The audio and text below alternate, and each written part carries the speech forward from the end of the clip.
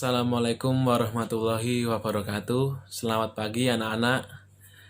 Ya, bagaimana kabarnya hari ini?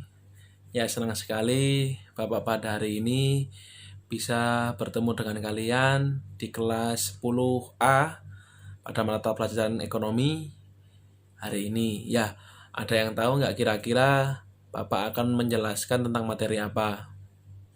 Ya, pada pagi hari ini Bapak akan menjelaskan tentang materi Bank Sentral. Ya, ada yang tahu kira-kira pengertian dari bank sentral?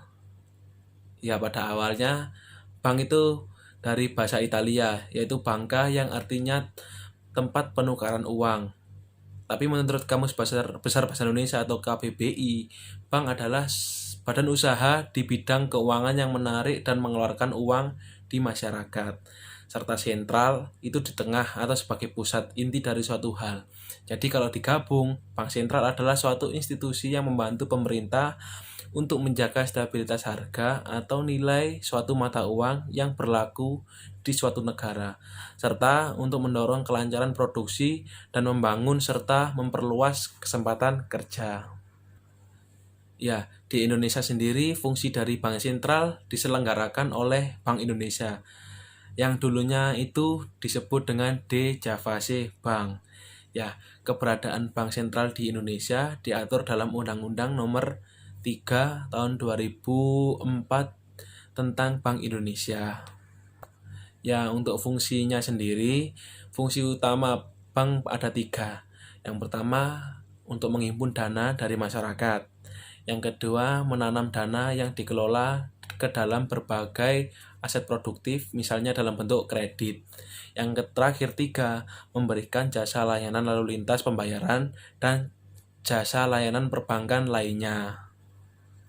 Ya, dengan fungsi itu, bank berperan sebagai lembaga intermediasi yang mempertemukan dua belah pihak yang berbeda kepentingan, yakni pihak yang menyalurkan dan pihak yang membutuhkan, baik dalam menghimpun dan menanam dana maupun dalam pelayanan transaksi keuangan dan lalu lintas pembayaran.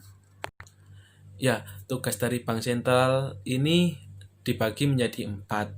Yang pertama, menetapkan dan melaksanakan kebijakan moneter.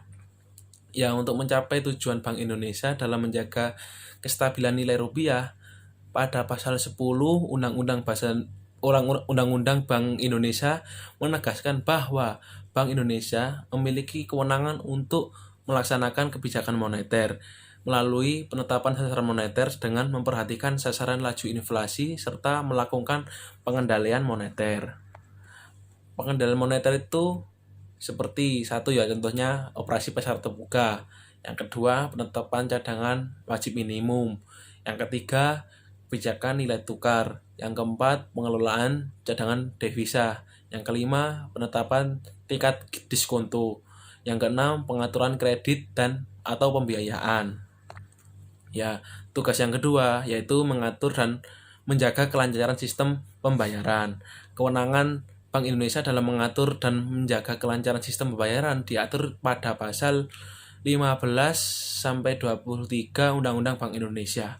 Dalam rangka mengatur dan menjaga kelancaran sistem pembayaran, Bank Indonesia itu memiliki kewenangan dan atas melaksanakan pemberian persetujuan dan izin atas penyelenggara jasa sistem pembayaran, yaitu mewajibkan penyelenggara jasa sistem pembayaran untuk menyampaikan laporan kegiatan serta menetapkan penggunaan alat pembayaran.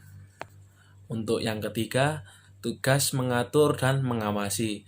Pengaturan dan pengawasan bank untuk merupakan salah satu tugas Bank Indonesia, sebagaimana ditentukan pada pasal 8 Undang-Undang Bank Indonesia. Dalam rangka melaksanakan tugas ini, Bank Indonesia menetapkan peraturan, memberikan dan mencabut izin atas kelembagaan dan kegiatan usaha tertentu, yaitu melaksanakan pengawasan bank serta mengenakan sanksi terhadap bank.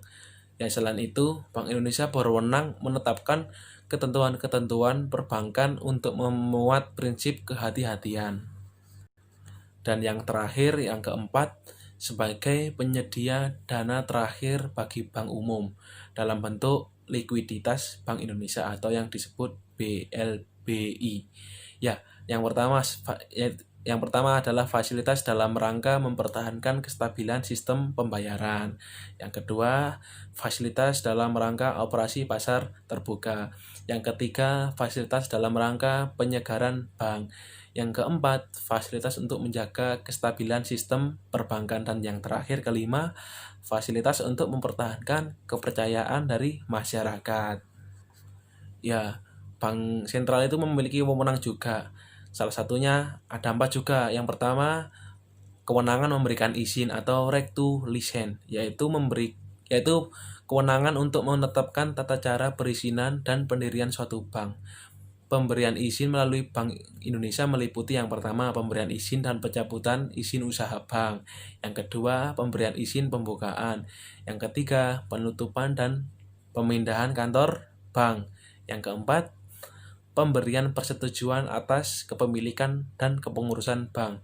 Dan yang terakhir 5, pemberian izin kepada bank untuk menjalankan kegiatan-kegiatan usaha tertentu. Yang kedua adalah kewenangan untuk mengatur, yaitu biasa yang disebut dalam bahasa Inggris right to regulasi. Ya, di kewenangan untuk mengatur ini kewenangan untuk menetapkan ketentuan yang mencakup aspek usaha dan kegiatan perbankan dalam rangka menciptakan perbankan yang sehat yang mampu memenuhi jasa perbankan yang diinginkan. Untuk yang ketiga, kewenangan untuk mengawasi atau right to control. Pengawasan langsung dapat berupa pemeriksaan umum dan pemeriksaan khusus yang bertujuan untuk mendapatkan gambaran tentang keadaan keuangan bank dan untuk memantau tingkat kepatuhan bank terhadap peraturan yang berlaku untuk mengetahui apakah terdapat praktek-praktek yang tidak sehat yang membahayakan kelangsungan usaha bank. Untuk pengawasan tidak langsung, ya jadi pengawasan ini ada pengawasan langsung dan pengawasan tidak langsung. Untuk pengawasan tidak langsung atau offset supervision, yaitu pengawasan yang melalui alat pemantauan seperti laporan berkala yang disampaikan bank, laporan hasil pemeriksaan, dan informasi lainnya. Dan yang terakhir, yang keempat adalah kewenangan untuk mengenakan sanksi atau right to impose sanction, yaitu kewenangan untuk menjatuhkan sanksi sesuai dengan ketentuan perundang-undangan yang berlaku di suatu negara terhadap bank apabila suatu bank kurang atau tidak memenuhi ketentuan. Ya, tindakan ini mengandung unsur pembinaan agar bank beroperasi sesuai dengan perbankan yang sehat. Ya, di sini stabilitas sistem keuangan, yaitu sistem keuangan memegang peran penting sangat penting dalam perekonomian. Sistem keuangan berfungsi untuk mengalokasikan dana dari pihak yang mengalami surplus kepada pihak yang mengalami defisit.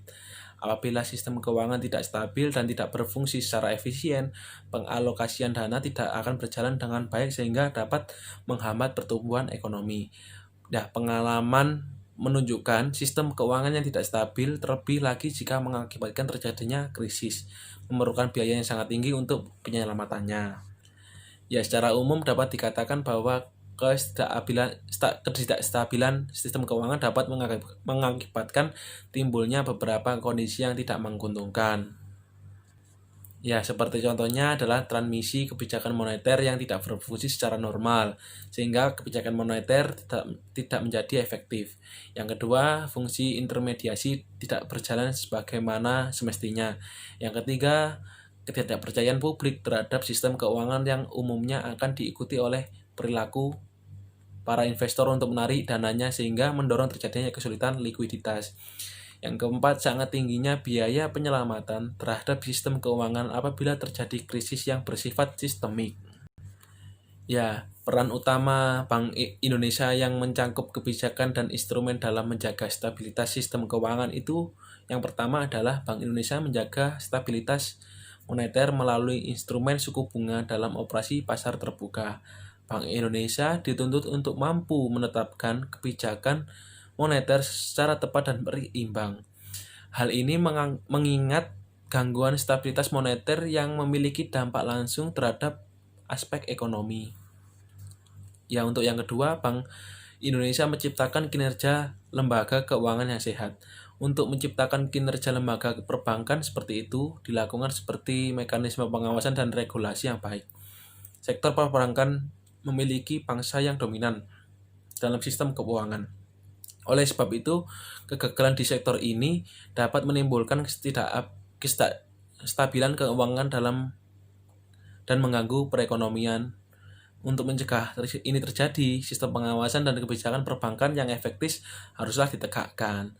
Selain itu, disiplin pasar melalui kewenangan dalam pengawasan dan pembuatan kebijakan serta penegakan hukum yang harus dijalankan. Untuk yang ketiga, Bank Indonesia memiliki kewenangan untuk mengatur dan menjaga kelancaran sistem pembayaran. Bila terjadi gagal bayar atau failure to settle pada salah satu peserta dalam sistem pembayaran, maka akan timbul resiko potensi yang cukup serius yang mengganggu kelancaran sistem pembayaran. Ya, kegagalan ini dapat menimbulkan risiko yang bersifat menular atau contagion risk, sehingga menimbulkan gangguan yang bersifat sistemik. Bank Indonesia mengembangkan mekanisme dan pengaturan untuk mengurangi risiko dalam sistem pembayaran yang cenderung semakin meningkat. Dan keempat, melalui fungsinya dalam riset dan pemantauan, Bank Indonesia dapat mengakses informasi-informasi yang dinilai mengancam stabilitas keuangan. Melalui pemantauan makroprudensial, Bank Indonesia dapat memonitor kerentanan sektor keuangan dan mendeteksi potensinya kejutan atau potensial shock yang berdampak pada stabilitas keuangan. Untuk yang terakhir, yang kelima, Bank Sentral memiliki fungsi sebagai jaring pengaman sistem keuangan melalui fungsi Bank Sentral sebagai Leader of Last Resort atau LOLR. Fungsi LOLR ini merupakan peran tradisional Bank Indonesia sebagai bank sentral dalam mengelola krisis guna untuk menghindari terjadinya ketidakstabilan sistem keuangan. Ya, fungsi ini diberikan kepada bank untuk menghadapi masalah likuiditas dan berpotensi memicu terjadinya krisis yang bersifat sistemik. Ya, cukup sampai situ penjelasan dari Bapak. Mungkin kalau ada yang ditanyakan, silakan ditanyakan. Ya, kalau tidak ada yang ditanyakan, Bapak akhiri. Silakan untuk dipelajari lebih lanjut karena minggu depan akan Bapak mengadakan uji ulangan harian tentang Bank Sentral. Jadi dipersiapkan ya anak-anak. Ya, sekian saja pertemuan hari ini.